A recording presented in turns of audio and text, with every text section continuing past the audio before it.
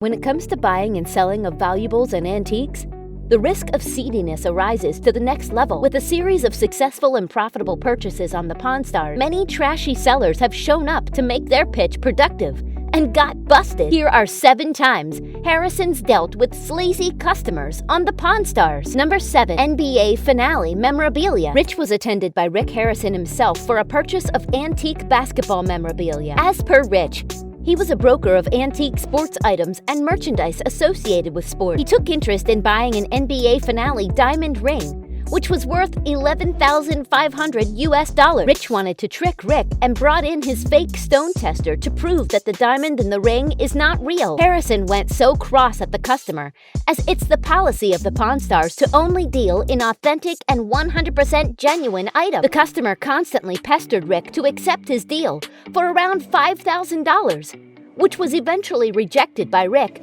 leaving the customer to go out of the pawn shop empty-handed. Number 6. One-seater submarine. Over the years, fans have seen the stuff getting stolen for the pawn shop of the Harris, but this was a completely different scenario when they bought a midget one-person submarine, which turned out to be stolen by the customer before selling it to them. A woman, Lynette, showed up to sell the unique item, which looked about a $100,000 product. According to her, a stranger in her yard gave it free of cost, and she wanted $25,000 against it. Rick had his suspicions, and he struck a deal for a negotiated price of $3,000 only, later finding out that the mini submarine was reported stolen 5 years ago, and he had to return it to the original owner. Number 5. Lawsuit against the Harrison. In a season produced back in 2011, an old Vietnamese folk came on the verge to file a lawsuit against the Pawn Stars, accusing them of physically assaulting him and throwing him out of their shop. He mentioned that the violence had caused him injuries,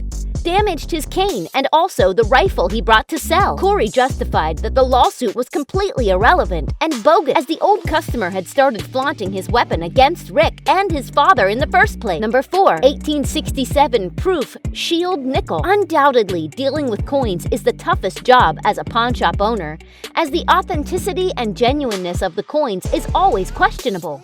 Mark showed up in Season 12 with an antique 1867 proof shield nickel coin, having been said to be worth $90,000 US. Witnessing such a high ask price, Rick called in his coin expert, who brought the estimated price down to $80,000. Rick still wasn't convinced with the price and called his demand for nothing more than $50,000, and no deal took place, leaving Mark disappointed. Number 3. Shrunken head. Over the years, a number of strange products have been brought into the show by strange people. In an episode, a guy came in with a jar that had a shrunken head contained in it. Rick's father immediately took his hands off making any deal, whereas Rick wanted to test the thing, and it appeared that it was a fake head, as it had stitches on the back side of the head, which any of the tribal areas wouldn't have done. Hence, Rick bid him a farewell without any deal taking place. Number 2. Hudson Bay Gorget. Chris, a young lad, walked into the shop holding an antique Hudson Bay Gorget, claiming it to be made in the 17th century. Rick got involved in viewing the product,